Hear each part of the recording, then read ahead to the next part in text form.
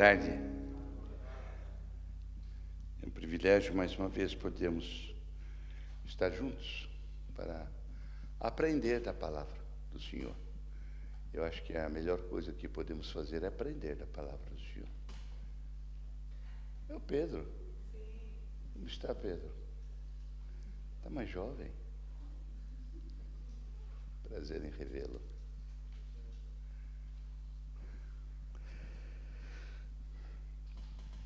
Vamos ler os 5 primeiros versículos do Salmo 40.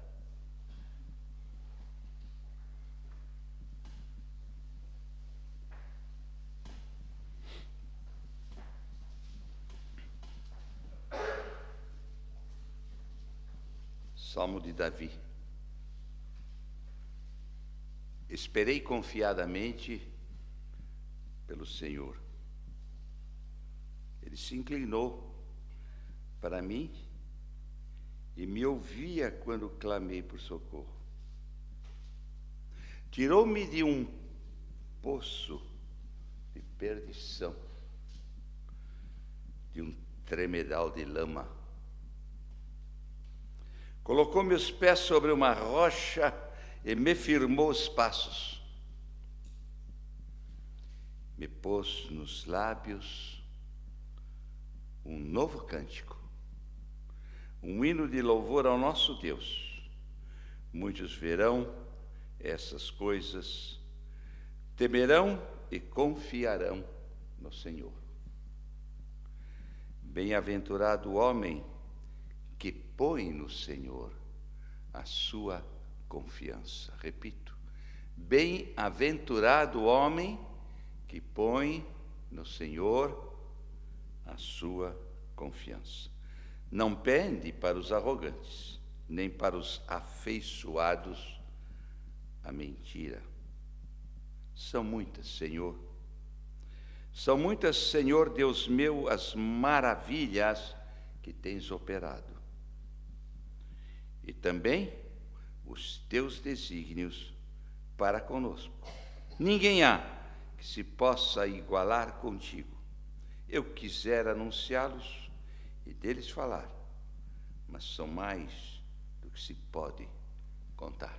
Deus vai acrescentar a nós a sua bênção na leitura da sua santa palavra. Amém?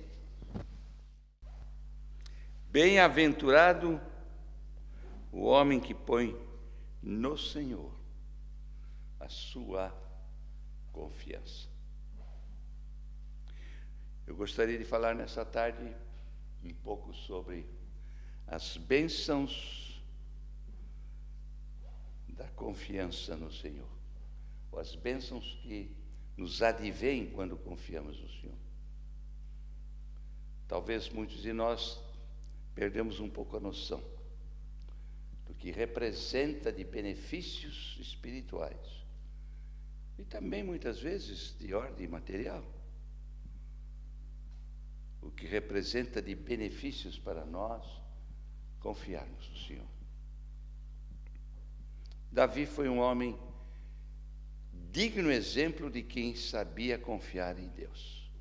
Um homem que teve uma vida tumultuada, não foi fácil, vivendo bem no campo, jovem, cantador, poeta, músico. Deus o tirou de lá, fez de um grande desafio. Ele aceitou o desafio, mas não foi fácil.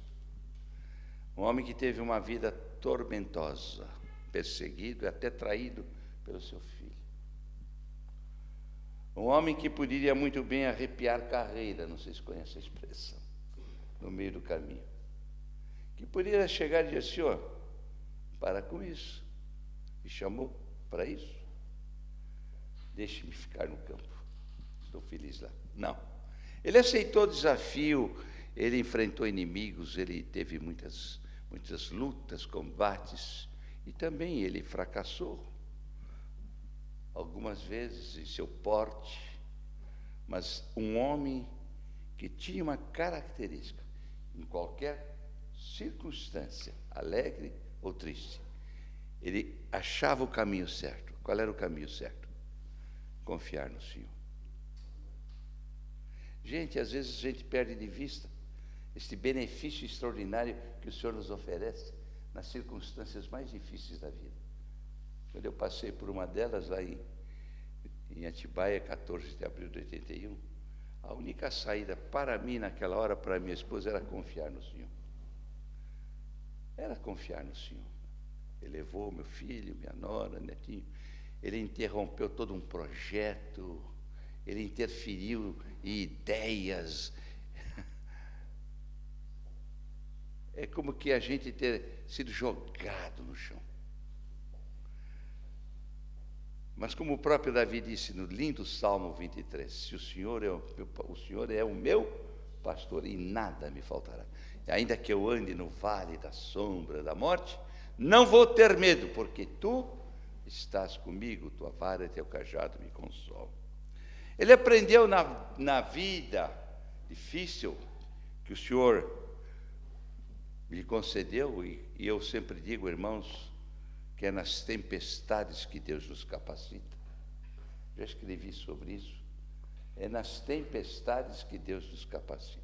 Ele aprendeu que toda a sua capacidade para ser o homem que Deus queria havia de chegar nas tempestades que Deus permitiria, porque em qualquer circunstância ele podia confiar. E ele usa aqui uma palavra, eu tenho falado nela várias vezes, hoje cedo mencionei essa palavra, bem-aventurado. É uma expressão bem bíblica e que define exatamente o estado de plena felicidade do ser humano.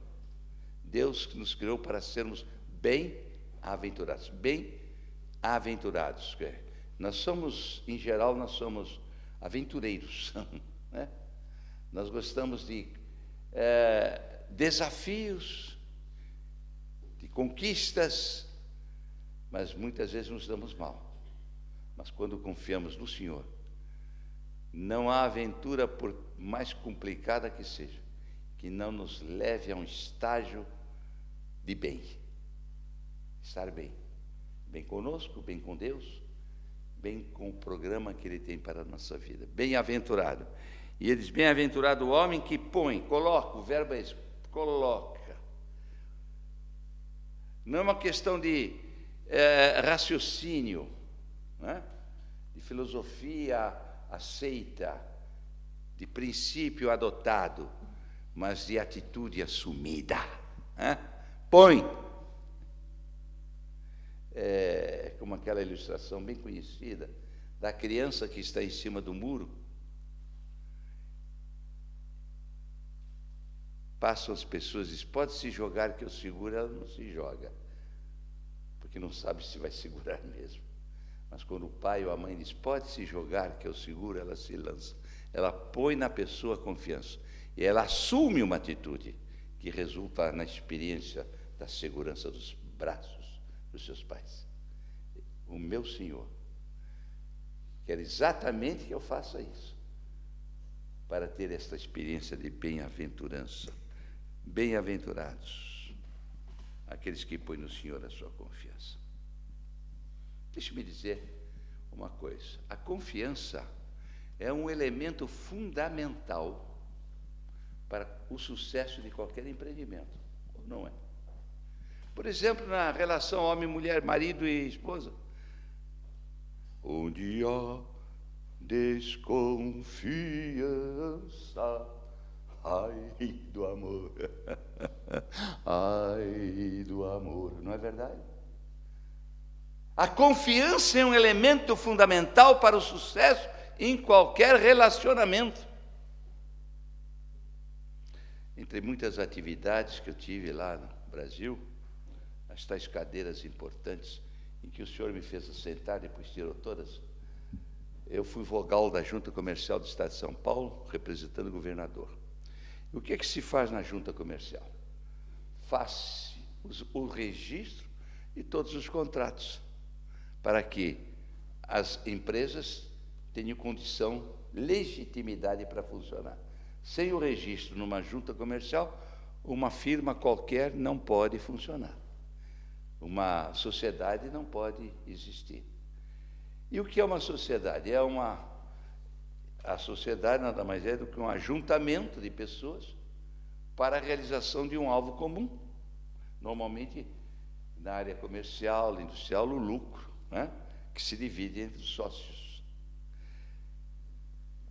E uma coisa que eu percebi, irmãos, e eram milhares os contratos que entravam ali para serem aprovados e arquivados, o que eu percebi é que tão grande era o número dos contratos que se registravam, como eram os distratos que se registravam.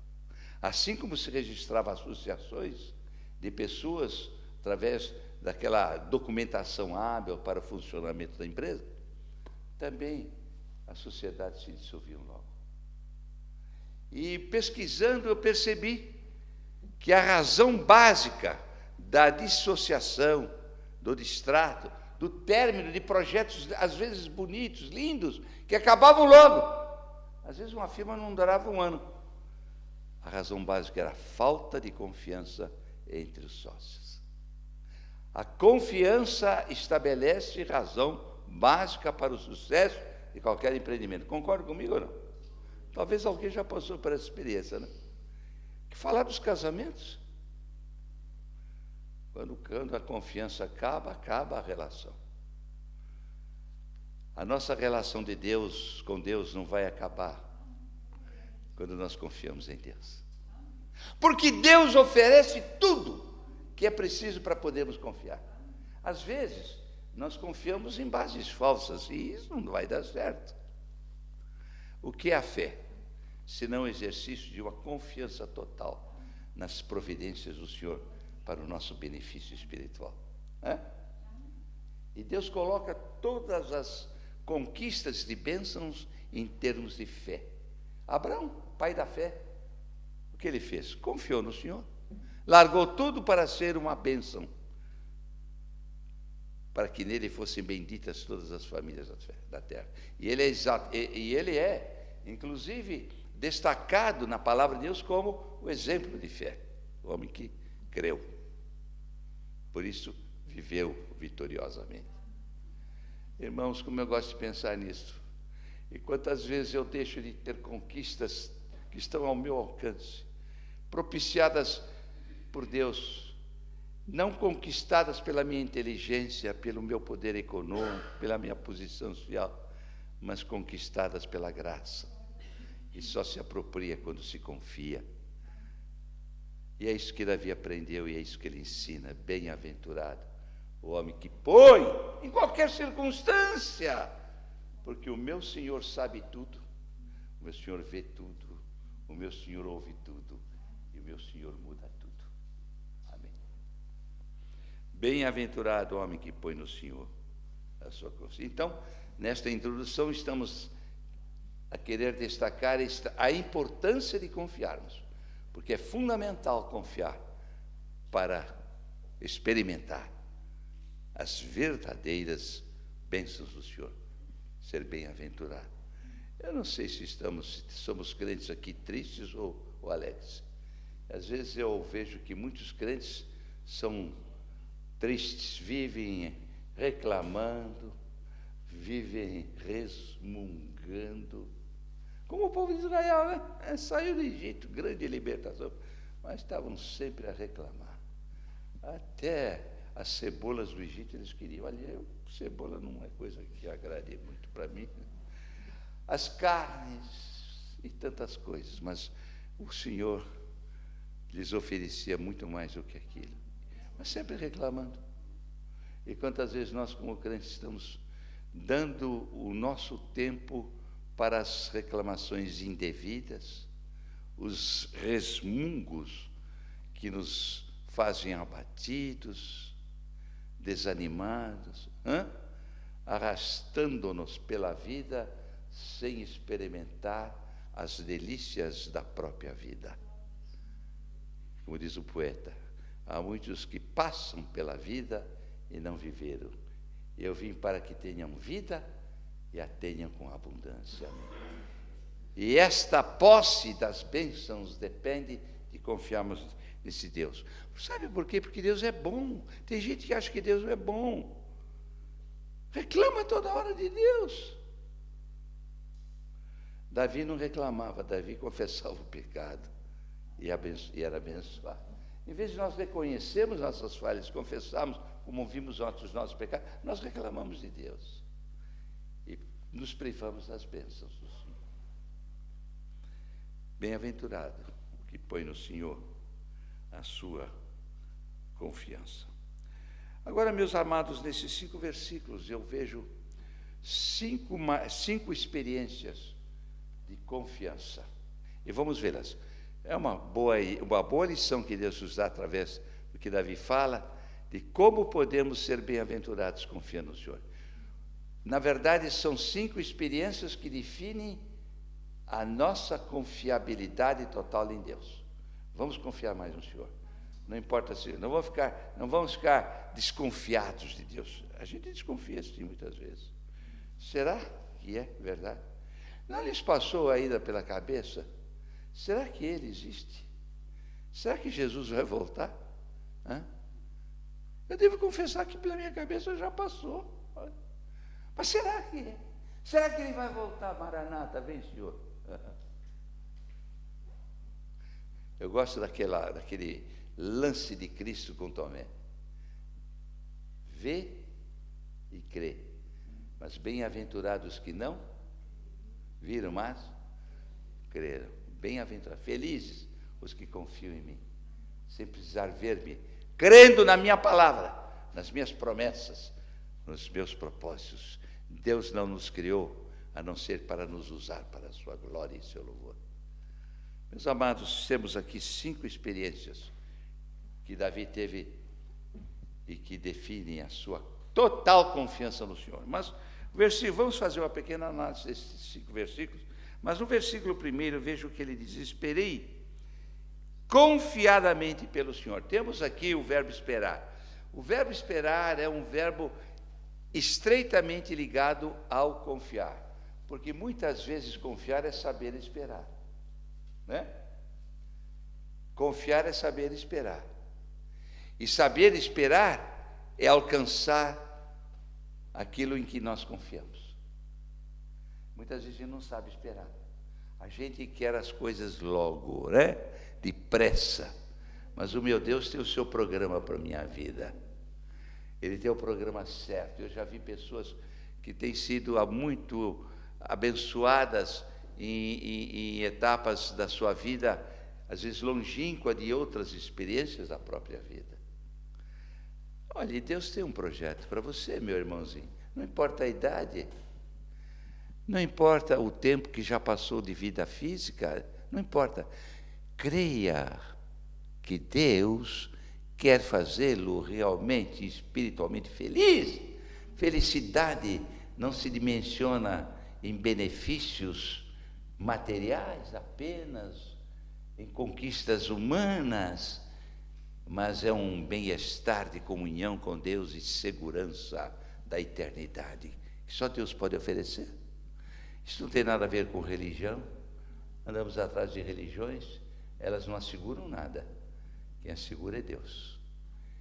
Pegar é crer. Eu sempre digo, a nossa fé é a alavanca que apropria as bênçãos que Deus oferece. Sua prateleira estão cheias de bênçãos. Não as temos porque não confiamos, e elas ficam na prateleira. Deus nos dá o privilégio de pegá-las através de nossa fé. E diz aqui o Davi: esperei confiadamente pelo Senhor. E, meus irmãos, eu acho que a melhor coisa que podemos fazer é esperar confiadamente pelo Senhor. Não por mim, não pelo Cláudio, não por qualquer outro, mas pelo Senhor. Só Ele pode. Ele vê, Ele ouve, Ele sabe, Ele muda tudo. E ele diz aqui, veja, Ele se inclinou para mim e me ouviu quando clamei por socorro. Se há alguma coisa que é absolutamente segura para nós, é a audiência do Senhor. Ontem falamos um pouco sobre isso. Ele ouve sempre. Ele não só ouve, esse verbo inclinar é um verbo forte. Normalmente a gente se inclina perante as pessoas mais nobres, mais importantes, não é? E quando somos japoneses, nos inclinamos sempre. Sim, senhor, não, garantido, não, sim, senhor, não, sim, senhor. Assim faz o japonês oriental. Mas, meus irmãos, o que eu vejo aqui é que o meu Senhor se inclina para mim. Ele vem até mim, Ele se inclina para mim. E não foi isso que Jesus Cristo fez. O Deus eterno que nos criou veio a este mundo, nasceu na manjedoura humilde de Belém, na sua pobre humanidade, mas santa humanidade, sem pecado. Viveu entre os carentes, os necessitados, curando aqueles que não tinham a atenção de ninguém, valendo aquelas pessoas que eram até repelidas pela sociedade. O Senhor Jesus se inclinou. Levanta-te, anda, vê, vai, não peques mais. Vinde a mim todos que estáis cansados, oprimidos, eu vou aliviar. Tomai sobre vós o meu jugo, vou andar com você. Aprendei de mim, Ele vai estar me ensinando. Amém? Você vai encontrar descanso para a sua alma. Certo ou não? Ele se inclina para nós. E ali no Calvário Ele inclinou o seu rosto ao render o Espírito, consumando a obra da redenção. Está consumado. O projeto eterno de Deus consumou-se através daquela morte expiatória. Na história não houve coisa mais importante do que aquele momento em que Cristo morreu por nós na cruz. Porque foi a redenção do pecador perdido, restauração e a segurança de uma eternidade com Deus. Irmãos, Ele se inclina, e eu queria que você soubesse nesta tarde que o Senhor está interessado em você. Eu não sei se há alguém aqui que ainda não aceitou Jesus como Salvador pessoal. Lembra que Ele veio ao seu encalço. Ele desceu dos céus, Criador, se fez homem. E na cruz, quando Ele morreu por você. E aquela obra é para o seu benefício. E só quando você confia nela, você alcança a bem-aventurança da salvação, da vida eterna. Aqueles que vêm a mim jamais vou lançar fora. Eu lhes dou a vida eterna. Ninguém arrebatará das minhas mãos. Que preciosas verdades. As verdades que o Senhor enunciou. Ele se inclinou. Eu me lembro o dia que Ele se inclinou para mim. Tinha 15 anos. Ele se inclina para as crianças. Vinde a mim os pequeninos, porque deles é o reino dos céus. Ele se inclina para os jovens. Vai, vende tudo que tem, vem e segue-me. Ele se inclina para os doentes. Ele se inclina para os filósofos, Nicodemos. É necessário nascer de novo. Ele se inclina para os que roubam. Zaqueu, desce depressa, porque hoje me convém postar em sua casa. Ele se inclina para mim. Davi tinha essa experiência. E é nisto que estava o albor das experiências abençoadas da sua vida. Começava por isso. Esperei confiadamente. Ele se inclinou para mim. Pode ter certeza. Ele não vai discriminar. Ele não é discriminatório. Ele se inclina também para os portugueses, para os brasileiros, para os africanos, para os pobres, para os ricos. Obrigado, Senhor.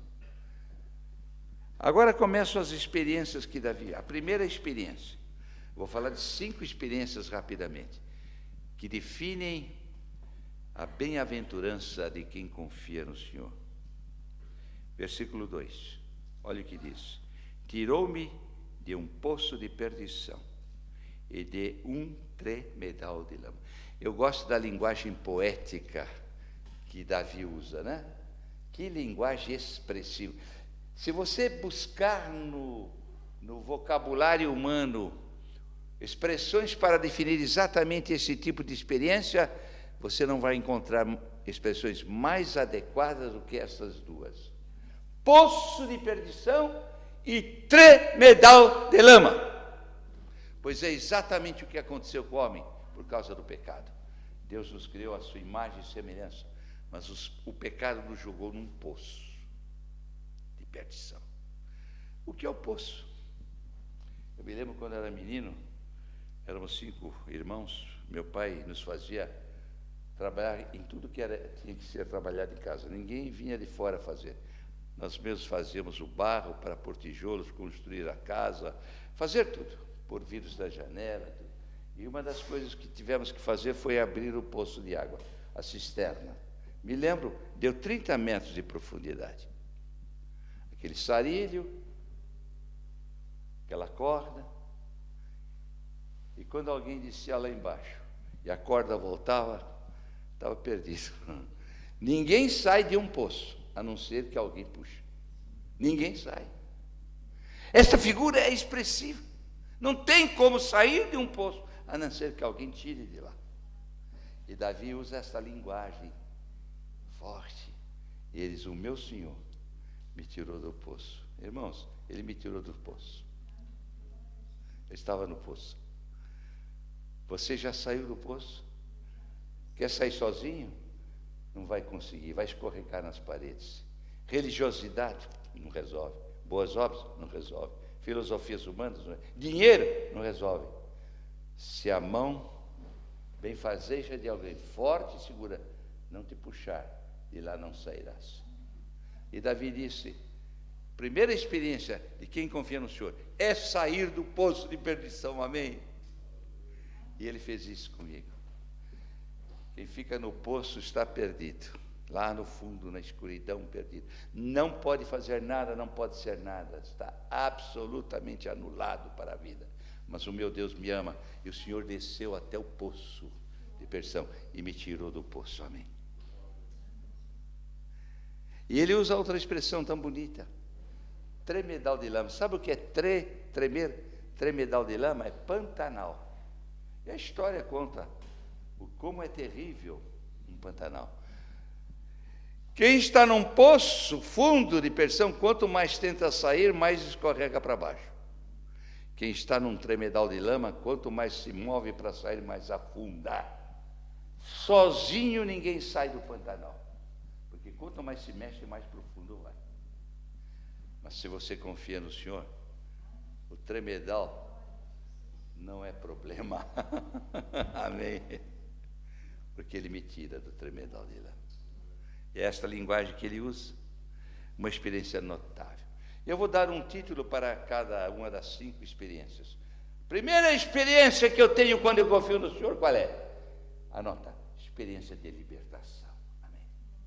Ele me liberta. Só Ele pode libertar. Nós nos tornamos escravos. João capítulo 8, versículos 32, 36. Se o Filho vos libertar, verdadeiramente sereis livres. Conhecereis a verdade, e a verdade vos libertará. E quantos já foram puxados pela mão forte do Senhor, do fundo do poço e do tremedal de lama? Louvado seja Deus por isso. E nesta tarde Ele está te oferecendo esta bem-aventurança, esta felicidade da experiência da libertação, confiando na sua pessoa, na sua obra, no seu poder. Só Ele pode. E como Davi experimentou isso, né? Quantos jovens nas drogas hoje não conseguem sair das drogas, mas Jesus Cristo tira das drogas. Com costumes pecaminosos, quantos hábitos pecaminosos não conseguem se livrar, cada vez afundam mais no poço, cada vez mais se metem no Pantanal desastroso.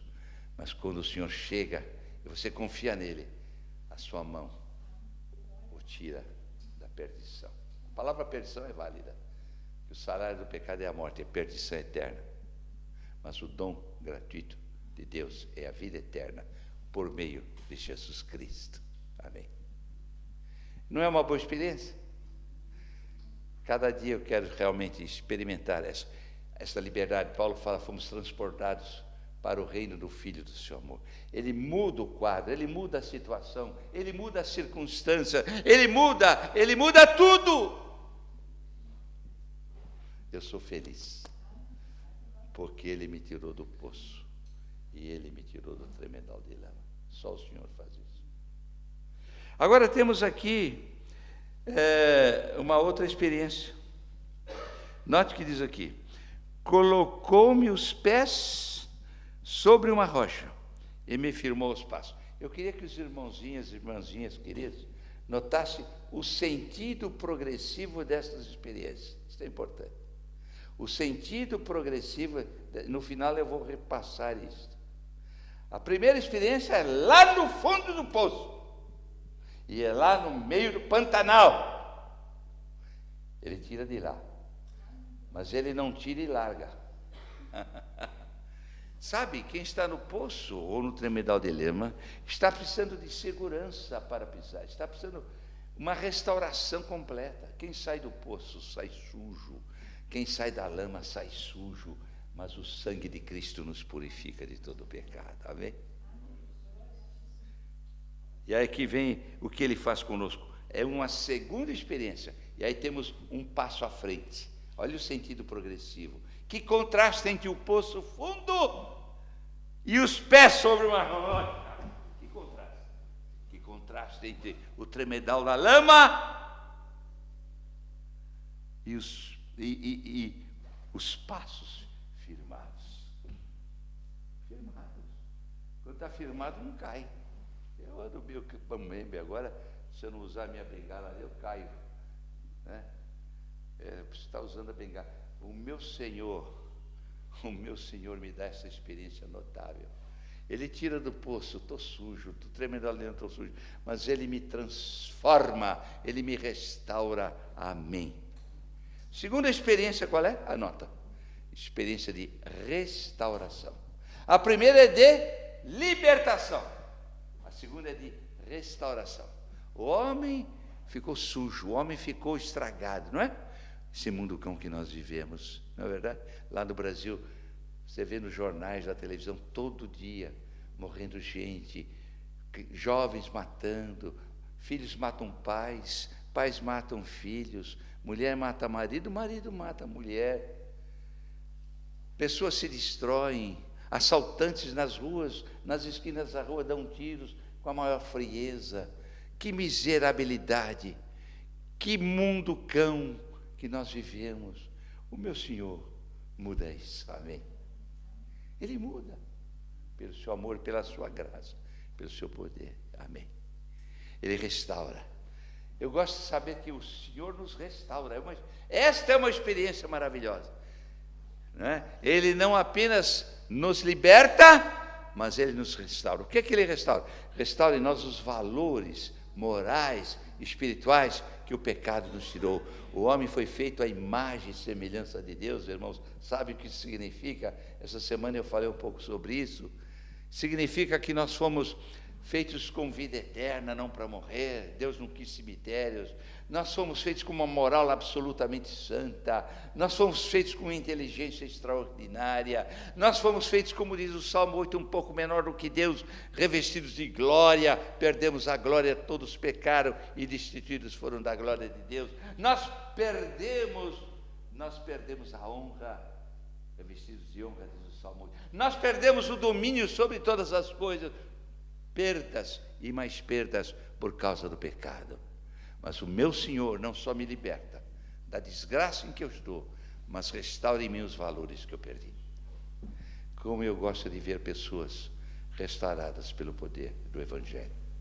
Eu contei essa semana daquele casal que eu vi lá em Duque de Caxias, não sei se alguém lembra disso, que cantava lindos hinos, e ele estava em liberdade de condição, matou muita gente. Mas o Evangelho mudou aquela vida. Ele foi liberto das drogas, foi liberto do poder do pecado. E ele tinha uma alegria grande cantando para o Senhor. Agora com a sua esposa, que foi quem o evangelizou na cadeia. Depois casou-se com ela. E botou a sua linda voz com ela para louvar o Senhor. Irmãos, Deus restaura, sabe? Eu já vi na minha vida coisas assim. O homem que me levou a Cristo, Benedito Martins de Souza, faz anos, eu tinha 15 anos, vou fazer 80 esse ano. Este homem era um homem de cor, que vivia caído nas calçadas de São Paulo, bêbado, chutado pelas pessoas. Tinha decidido matar a família e suicidar-se. Foi nesse estado deplorável de alma que ele ouviu o Evangelho. Ele converteu-se. Deus o tirou do poço. Deus o tirou do tremedal de lama. Foi o mais extraordinário pregador de Evangelho que eu conheci. Um homem simples. Foi chamado lá por um comunicador de rádio muito conhecido, o pregador da Rua Direita. Todas as segundas-feiras à noite, ele se colocava na Rua Direita, o centro nevrálgico de São Paulo, onde passava muita gente, e pregava. E o Boboca que segurava a malinha dele e cantava ali na rua. Eu louvo a Deus pelo seu Benedito de Souza. Que transformação, irmãos. A sua saúde ficou sempre precária, porque ele judiou muito dele mesmo. Foi um beberrão, foi um jogador. Morreu aos 55 anos. Mas a partir do momento em que Deus o tirou do poço e do tremedal de lama, firmou seus pés sobre a rocha. Pôs os seus pés sobre a rocha, e Jesus Cristo é a rocha. E firmou seus passos. Este homem foi um grande valor para Deus e para muitos. Deus mudou a sua vida, Deus restaurou aqueles valores.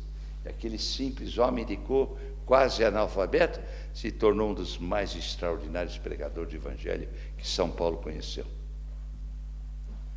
Veja, eu falei de São Paulo e lembrei do apóstolo Paulo.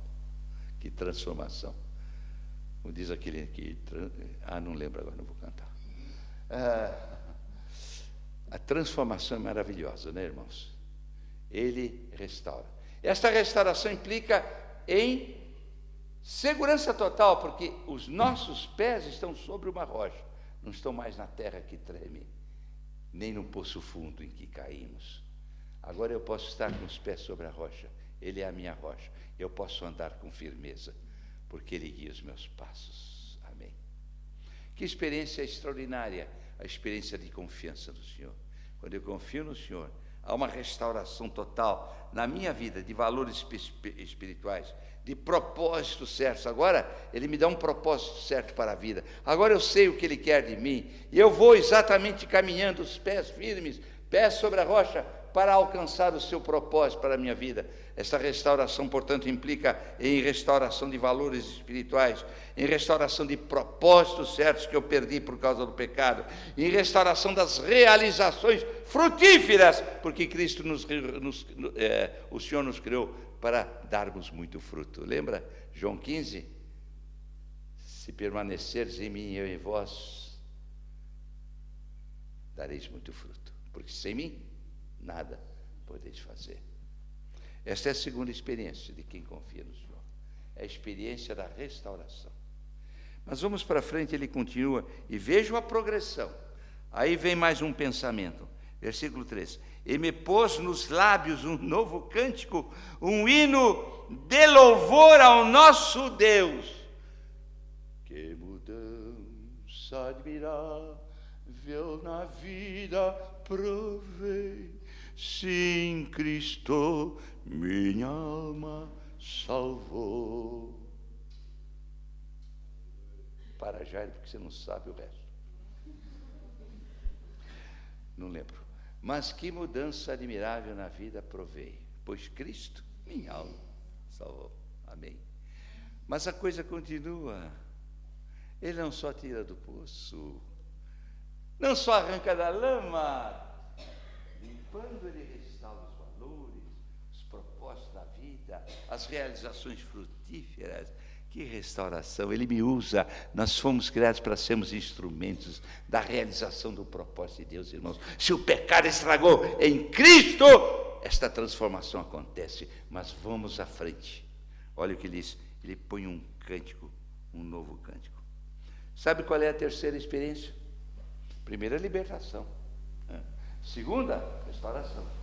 Terceira, de adorador e louvador. Olha, gente, agora eu estou a falar da vocação primordial de Deus para nós. Porque nós fomos criados para sermos adoradores e louvadores. Esta é a verdadeira vocação de todo ser humano. O pecado anulou, o pecado rompeu.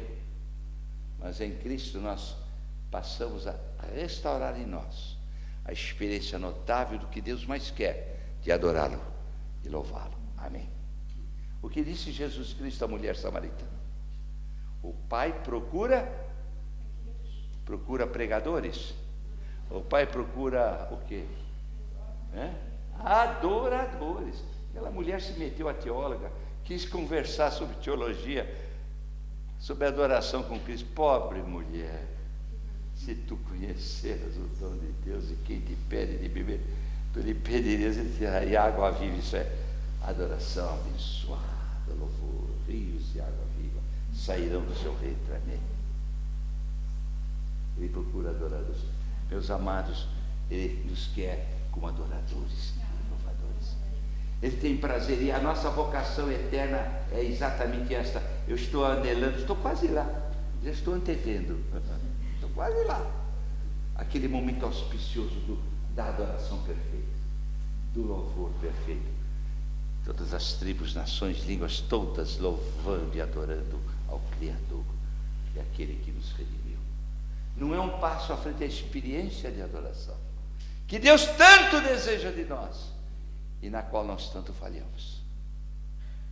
Louvadores e adoradores do Senhor. Mas não é só com os lábios. Ele põe um novo cântico, um hino de louvor. Mas o melhor cântico é o da vida santa, da vida consagrada, da vida nas mãos do Senhor. Como Ele aprecia o louvor da minha vida santificada. E é exatamente isso que o Senhor faz. E Davi está cantando neste lindo hino, esta extraordinária experiência. Agora veja o contraste: fundo de poço, tremendal de lama, adorador e louvador. Que contraste! É mais uma experiência notável que nós temos quando nós pomos no Senhor a nossa confiança. Então, meu irmãozinho, minha irmãzinha, seja mais alegre, cante mais, louve mais o Senhor. Louve com a alma, não com os lábios apenas. Não apenas com a voz privilegiada de um bom artista, mas com a força da alma lavada pela graça. Louvador e adorador. Que experiência notável. Novo cântico, hino de louvor, vocação de Deus. Veja Efésios capítulo 5. Efésios capítulo 5, versículos 19 e 20. Vejamos, esse lindo trecho, nessa carta de Paulo, ele diz assim, veja o versículo 18, parte final.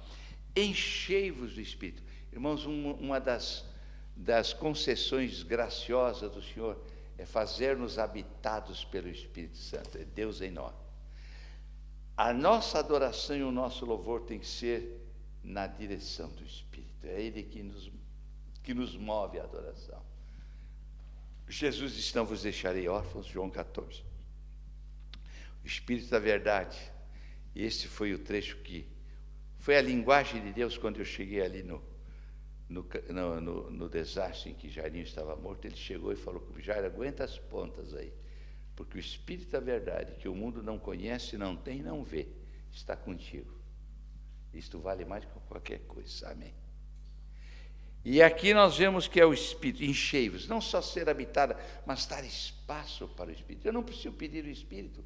Todo aquele que crê no Senhor Jesus Cristo é habitado pelo Espírito. Eu preciso é dar mais espaço para aquele louvador, adorador, que ele espera na unção do Espírito, e não na força da carne apenas. Há muita gente que... Temos hoje tanta gente cantando nos palcos das igrejas. Eu digo palcos porque estamos transformando os púlpitos em palcos, né? Palcos de espetáculo. Mas eu não vejo nisso muitas vezes a adoração que Deus espera, mas mera exibição de talentos pessoais, busca de aplausos, pessoas às vezes nem convertidas, porque até rende bem hoje. O gospel no Brasil está dando dinheiro. Irmãos, não é bem disto que o Senhor está a falar aqui. Através de Davi, está falando do novo cântico e no nosso Deus, de vidas consagradas, da adoração verdadeira, que Ele espera de nós. E ele diz aqui, Paulo: enchei-vos do Espírito, falando entre vós com salmos, entoando e louvando de coração ao Senhor, com hinos e cânticos espirituais, dando sempre graça por tudo ao nosso Deus e Pai, em nome de nosso Senhor Jesus Cristo. Que página bonita, né? Para nos estimular a este exercício espiritual essencial da vida cristã, que é louvar e adorar o Senhor. Terceira experiência de quem confia no Senhor. Saiu do poço, da lama que treme, passou pela restauração dos valores espirituais e agora põe-se a louvar e adorar o Senhor. É exatamente isso que Davi nos ensina. Colossenses 3, veja que o ensino da palavra é harmônico nesse sentido. Capítulo 3, versículo 16, o próprio Paulo fala: habite ricamente em vós a palavra de Cristo, instruí-vos e aconselhai-vos mutuamente em toda a sabedoria, louvando a Deus com salmos e hinos e cânticos espirituais, com gratidão em vosso coração. Amém. Quarta experiência. Vamos à frente. Aliás, antes de ir à frente, veja o que diz o verso 3. Presta atenção nessa frase. Ele diz assim: e me pôs nos lábios um novo cântico, um hino de louvor ao nosso Deus, ponto e vírgula.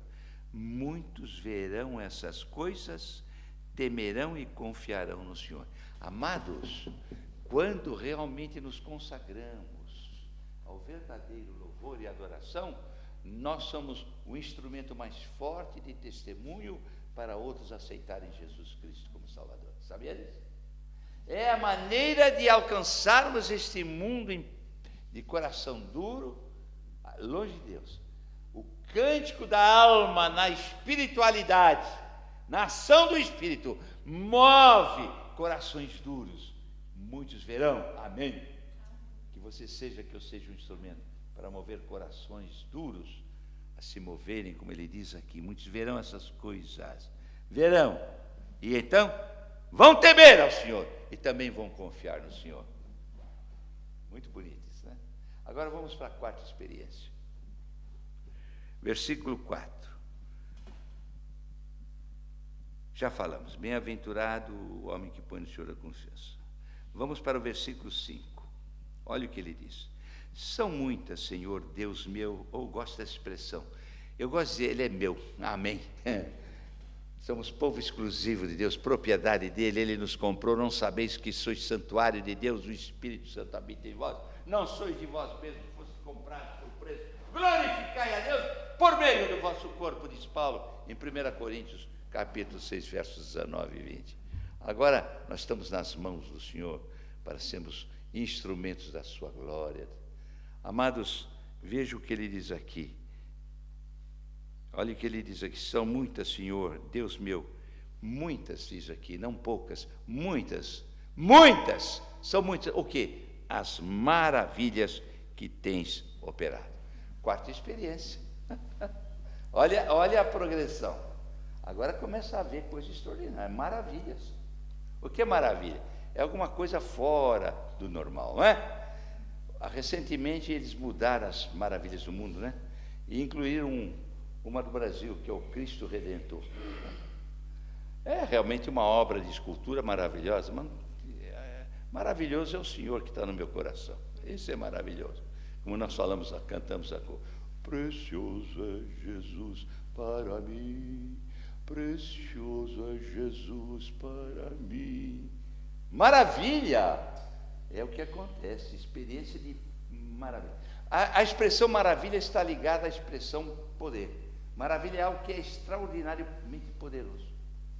Meus amados, a quarta experiência de quem confia no Senhor é a experiência do poder de Deus na sua vida. Anota.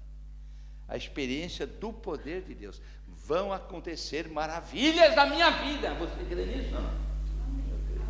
Tem acontecido aqui na vida do Jairo, tem acontecido para a glória do Senhor. Vai acontecer na sua vida.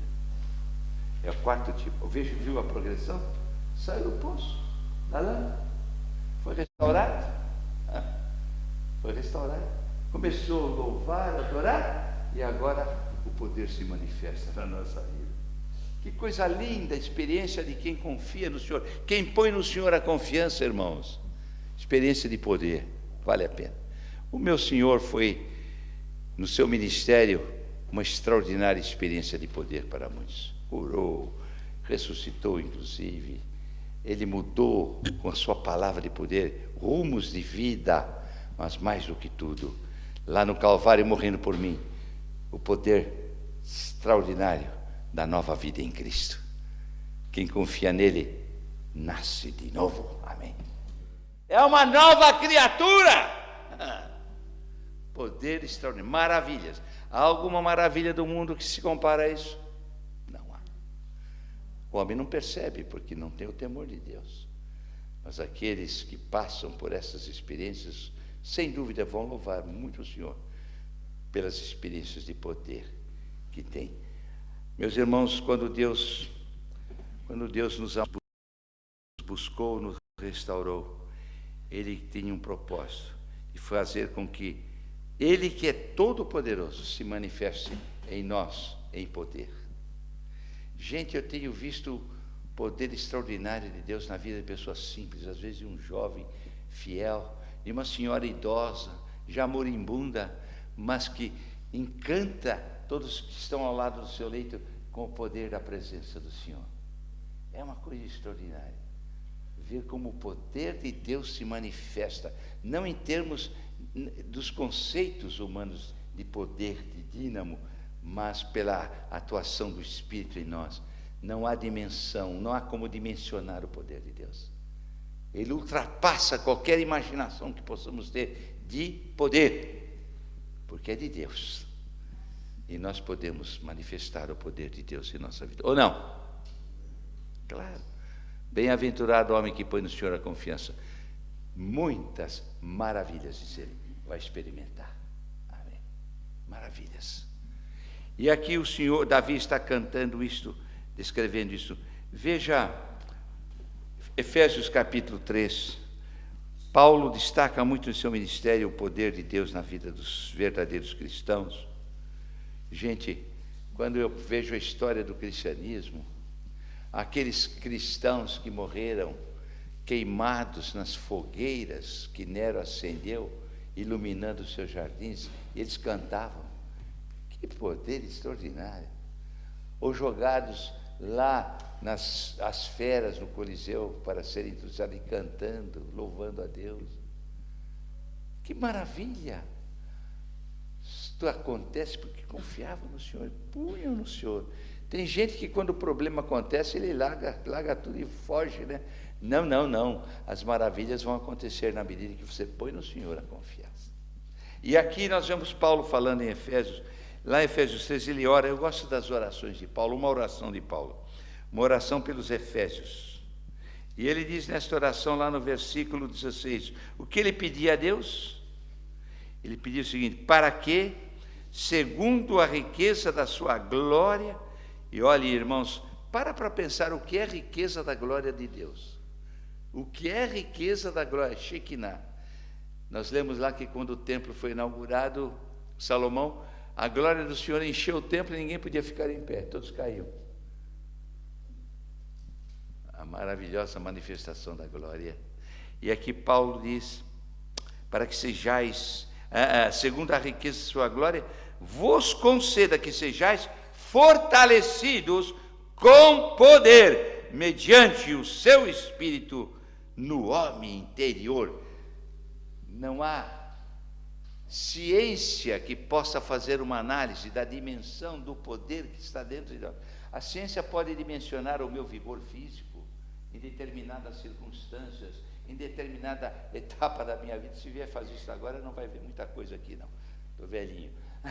Mas se a ciência não pode dimensionar o poder do ser humano, no seu interior, do ponto de vista físico, biológico, há alguma coisa que é milagrosa.